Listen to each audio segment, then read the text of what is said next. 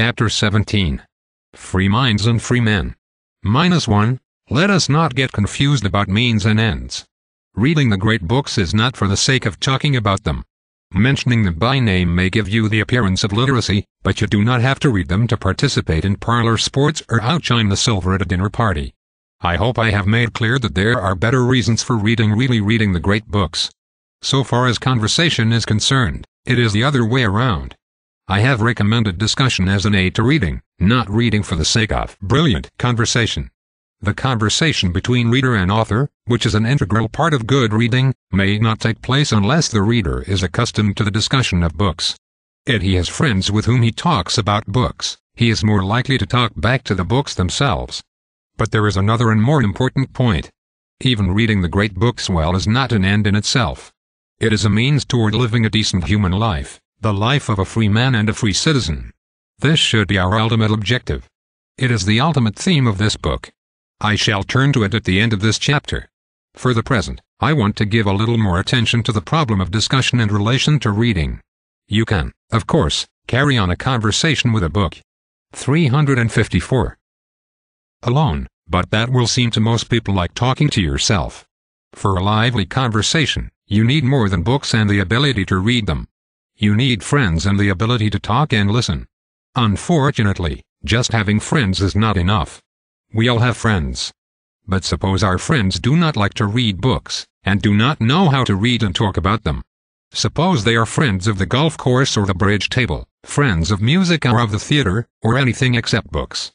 In that case, the kind of conversations I imagined in the last chapter will not take place. You may have conversations which start in the same way with current topics or recent books. Someone recites the newspaper headlines or the latest news broadcast. The big news these days is full of problems. It contains the seeds for countless conversations. But do they develop? Does the talk leave the level of the newspaper and the radio? If it does not, everyone will soon find the conversation dull and, tired of repeating the same old stuff, you will decide to play cards, go to the movies, or talk about your neighbors. No special literacy is required for that. Someone may have read a book, probably one that is now being talked about in well-informed circles. There is another chance for a conversation to begin. But it will falter and die away early unless by good luck there happen to be other readers of the same book. More likely the others will join in by mentioning other books they have recently read. No connections will be made. When everyone has given and taken recommendations about the next book to read, the talk will shift to the things people think they have in common. Even if several are present who have read the same book, the conversation is likely to choke because of their inability to discuss it in a way that leads somewhere. I may be exaggerating your situation somewhat, but I speak from my own experience of too many endlessly dull social evenings. It does not seem as if there were enough people who had a common background of reading. It has become fashionable to use the phrase, frame of reference. Good conversation requires all those who engage in it to speak within the same frame of reference. Communication not only results in something common, it usually needs a common background to begin with. Our failures in communication are as much due to the lack of an initial community of ideas as to our inabilities in talking and listening. What I am saying may sound as if it had drastic implications. Not only do I want you to learn to read, but now I am asking you to change your friends. I tell there is some truth in that. Either you yourself will not change very much, or you must change your friends. I am only saying what everyone knows, that friendship depends on a community of interests. If you read the great books, you will want friends with whom to discuss them. You do not have to find new ones if you can persuade your old ones to read along with you. I remember what John Erskine said when he launched the group of students I belonged to on the reading of the great books. He told us that for some years past he had noticed that college students could not talk to one another intelligently. Under the elective system, they went to different classes, meeting only now and then and reading only this or the textbook in common. Members of the same college year were not intellectual friends. When he had gone to Columbia at the beginning of the century, everyone took the same courses and read the same books, many of them great ones. Good conversation had flourished and, more than that, there had been friendships with respect to ideas as well as on the playing field or in fraternities. One of his motives in starting the honors course was to revive college life as an intellectual community. If a group of students read the same books and met weekly for 2 years to discuss them, they might find a new sort of fellowship. The great books would not only initiate them into the world of ideas, but would provide the frame of reference for further communication among them. They would know how to talk intelligently and intelligibly to one another, not only about the books, but through the books about all the problems which engage men's thought and action. In such a community, Erskine said, democracy would be safe, for democracy requires intelligent communication about and common participation in the solution of human problems. That was before anyone thought that democracy would ever again be threatened. As I remember, we did not pay much attention to Erskine's insight at the time. But he was right. I am sure of it now. I am sure that the liberal education is democracy's strongest bulwark. -2, I do not know what chance there is of changing the schools and colleges of this country.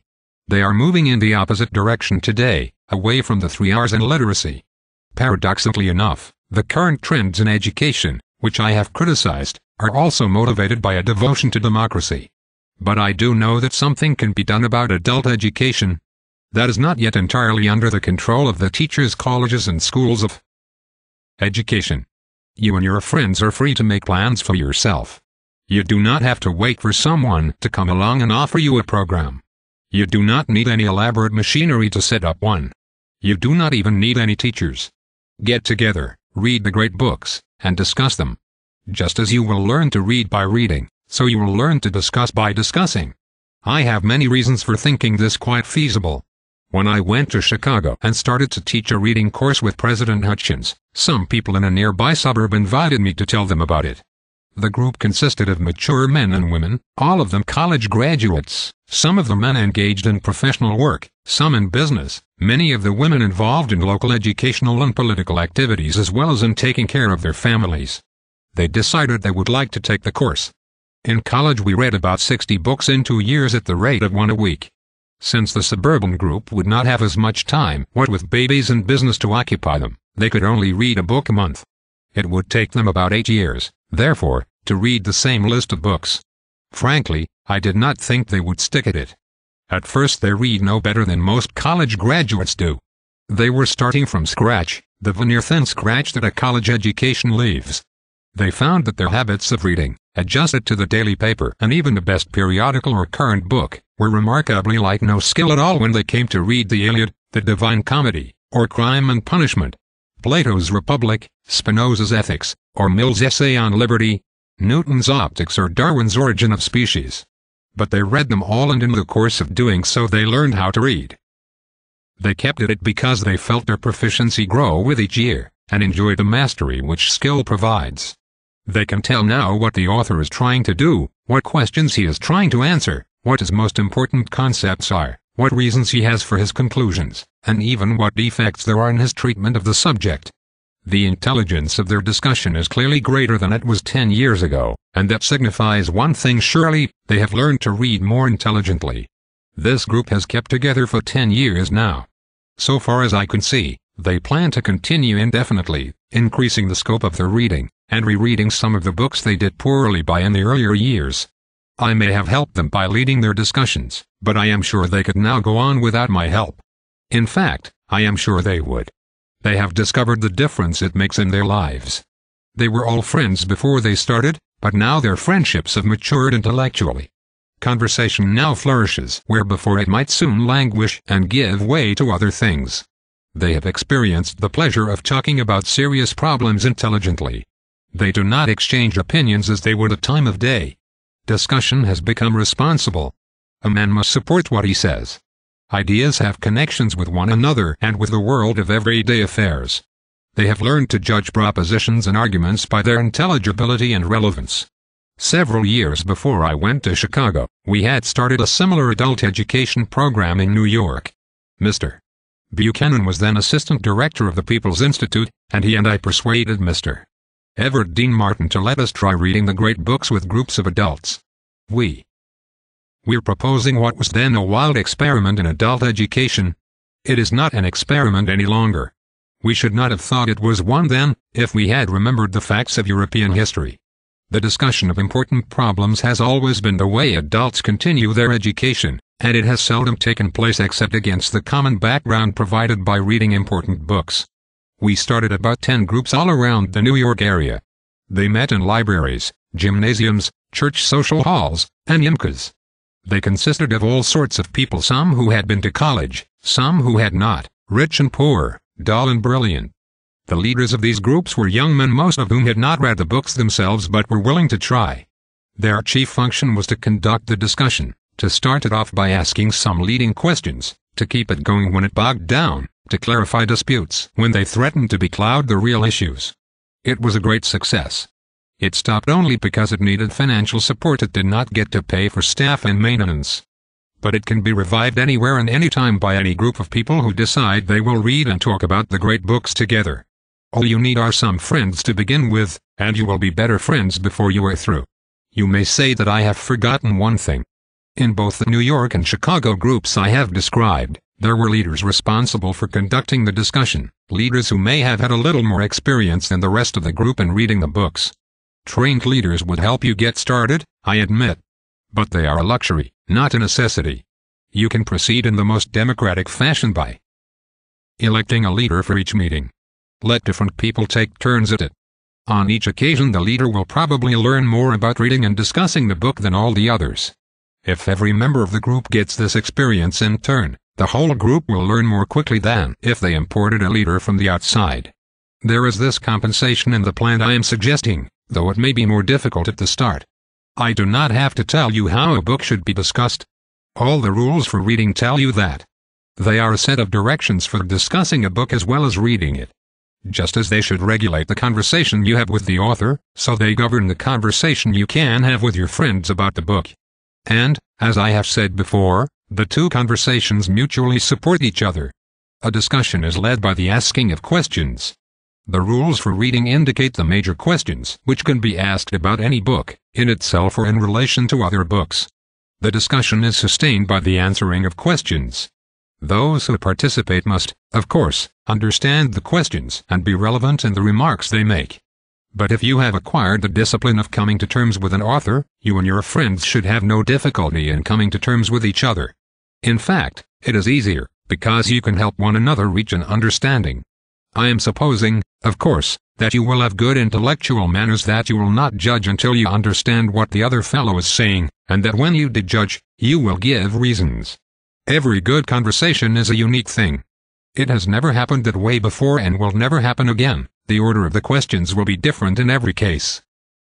The opinions expressed, the way they are opposed and clarified, will vary from book to book and from group to group discussing the same book. Yet every good discussion is the same in some respects. It moves freely. The argument is followed wherever it leads. Understanding and agreement are the constant goals, to be reached by infinitely various routes. A good conversation is neither aimless nor empty. When something worth discussing has been well discussed, discussion is not the stale and unprofitable thing most people think it is. Good discussion of important problems in the light of great books is almost a complete exercise in the arts of thinking and communicating. Only writing is left out. Bacon said, "Reading make a full man, conference a ready man, and writing an exact man." Perhaps even exactitude can be attained through the precision which well-regulated discussion demands. In any case, the mind can be sufficiently disciplined by reading, listening, and talking. -3. The mind which is trained to read well has its analytical and critical powers developed. The mind which is trained to discuss well has them further sharpened. One acquires a tolerance for arguments through dealing with them patiently and sympathetically. The animal impulse to impose our opinions upon others is thus checked. We learn that the only authority is reason itself. The only arbiters in any dispute are the reasons and evidences. We do not try to gain ascendancy by a show of force or by counting the noses of those who agree with us. Genuine issues cannot be decided by the mere weight of opinion. We must appeal to reason, not depend on pressure groups. We all want to learn to think straight. A great book may help us by the examples it affords of penetrating insight and cogent analysis. A good discussion may give further support by catching us when we are thinking crooked. If our friends do not let us get away with it, we may soon learn that sloppy thinking, like murder, will always out. Embarrassment may reduce us to making an effort we had never supposed was within our power. Unless reading and discussion enforce these demands for straight and clear thinking, most of us go through life with an amazingly false confidence in our perceptions and judgments. We think badly most of the time and, what is worse, We do not know it because we are seldom found out. Those who can read well, listen and talk well, have disciplined minds. Discipline is indispensable for a free use of our powers. The man who has not the knack of doing something gets tied up in knots when he tries to perform. The discipline which comes from skill is necessary for a facility. How far can you go in discussing a book with someone who does not know how to read or talk about it? How far can you get in your own reading without a trained ability? Discipline, as I have said before, is a source of freedom. Only a trained intelligence can think freely. And where there is no freedom in thinking, there can be no freedom of thought. Without free minds, we cannot long remain free men. Perhaps you are now prepared to admit that learning to read may be significantly related to other things, in fact, to all the rest of a reader's life. Its social and political implications are not remote. Before I consider them, however, let me remind you of one immediate justification for bothering to learn to read. Reading and with it thinking and learning is enjoyable for those who do it well. Just as we enjoy being able to use our bodies skillfully, so we can derive pleasure from a competent employment of our other faculties. The better we can use our minds, the more we appreciate how good it is to be able to think and learn. The art of reading can be praised, therefore, as intrinsically good. We have mental powers to use and leisure in which to employ them disinterestedly. Reading is certainly one way of fulfilling them. If such praise were all, I should not be satisfied. However good reading may be as an immediate source of pleasure, it is not completely an end in itself. We must do more than think and learn in order to lead a human life. We must act. If we wish to preserve our leisure for disinterested activities, we cannot shirk our practical responsibilities. It is in relation to our practical life that reading has its ultimate justification. Reading the great books has been for naught unless we are concerned with bringing about a good society.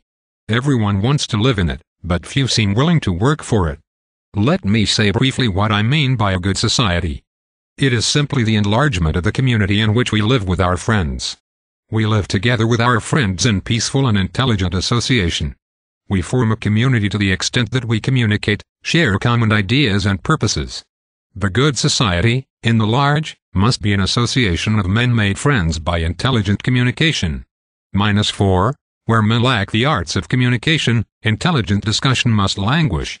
Where there is no mastery of the medium for exchanging ideas, ideas cease to play a part in human life. When that happens, men are little better than the brutes they dominate by force or cunning, and they will soon try to dominate each other in the same way. The loss of freedom follows. When men cannot live together as friends, when a whole society is not built on a real community of understanding, freedom cannot flourish. We can live freely only with our friends. With all others, we are constantly oppressed by every sort of dread, and checked in every movement by suspicion. Preserving freedom, for ourselves and our posterity, is one of our major concerns today. A proper respect for liberty is the heart of sound liberalism. But I cannot help wondering whether our liberalism is sound. We do not seem to know the origins of liberty or its ends.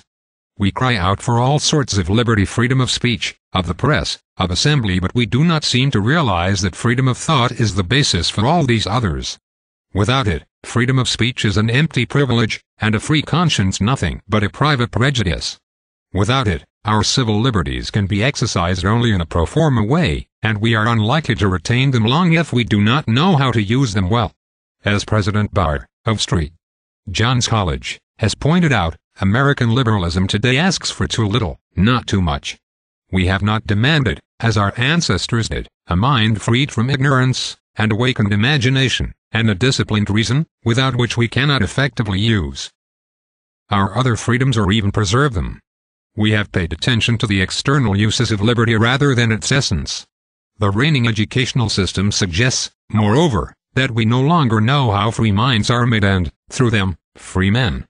It is not just a play on words to connect liberalism and liberal education, or to say that training in the liberal arts liberalizes makes us free. The arts of reading and writing, listening and speaking, are the arts which make it possible for us to think freely, because they discipline the mind. They are the liberating arts. The discipline they accomplish frees us from the vagaries of unfounded opinion and the strictures of local prejudice. They free our minds from every domination except the authority of reason itself. A free man recognizes no other authority. Those who ask to be free from all authority from reason itself are false liberals. As Milton said, license they mean, when they cry liberty. I was invited last year by the American Council on Education to address its annual meeting in Washington. I chose to speak about the political implications of the 3 Rs, under the title Liberalism and Liberal Education. I tried to show how false liberalism is the enemy of liberal education, and why a truly liberal education is needed in this country to correct the confusions of this widely prevalent false liberalism. By false liberalism, I mean the sort which confuses authority with tyranny and discipline with regimentation. It exists wherever men think everything is just a matter of opinion. That is a suicidal doctrine. It ultimately reduces itself to the position that only might makes right. The liberal who frees himself from reason, rather than through it, surrenders to the only other arbiter in human affairs force, or what Mr. Chamberlain has called the awful arbitrament of war. The political implications of the 3 Rs, or the liberal arts, are not far to seek. If democracy is a society of free men, it must sustain and extend liberal education or perish. Democratic citizens must be able to think for themselves. To do this, they must first be able to think, and have a body of ideas to think with. They must be able to communicate clearly with one another and receive communications of all sorts critically. It is for such ends that skill in reading and reading the great books are obviously only means. In Shakespeare's Henry VI, the following speech occurs: "Thou hast most traitorously corrupted the youth of the realm in erecting a grammar school. And whereas before, our forefathers had no other books but the score and the tally, thou hast caused printing to be used, and, contrary to the king, his crown and dignity, thou hast built a paper mill." Reading and writing looked like high treason to the tyrant. He saw in them the forces which might shake him from his throne. And for a while they did, in the gradual democratization of the Western world through the spread of learning and the growth of literacy. But we see today a different turn in human affairs. The means of communication which once were used by liberators to free men are now used by dictators to subdue them. Today the pen is as potent as the sword in the making of a despot. Tyrants used to be great generals. Now they are strategists in communication, beguiling orators or propagandists. Their weapons are the radio and the press, as much as secret police and concentration camps.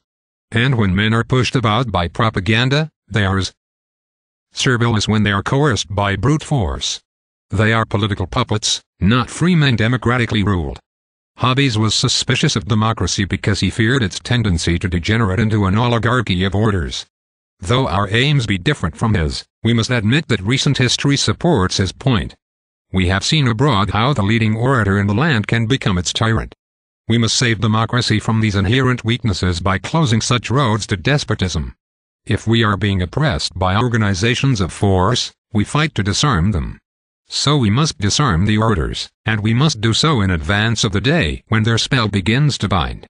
There is only one way of doing that in a land where free speech is everybody's privilege. The citizens must become critical of what they read and what they hear. They must be liberally educated. If the schools fail to give them such education, they must get it for themselves by learning to read and by reading. But, for their children's sake, they may ultimately realize that something will have to be done about the schools. The fact that liberally disciplined minds make it harder for those who try to misuse the means of communication is a negative point. There are positive advantages as well. A democracy needs both competent leaders and responsible followers. Neither is possible unless men can exercise free judgment and are in possession of principles which direct action to the right ends. A democratic citizen is an independent subject, because he is ultimately subject to his own free choices. A democratic leader rules only by guiding, not imposing upon, that freedom. Just as a good teacher tries to elicit active learning on the part of his students, so the art of ruling in a democracy is one of inviting active participation on the part of citizens. But just as good teaching cannot succeed unless the students of the art of being taught the skills involved in learning actively from a teacher, so democratic ruling fails unless the citizens possess the reciprocal art of being ruled. Without the art of being taught, students must receive instruction passively.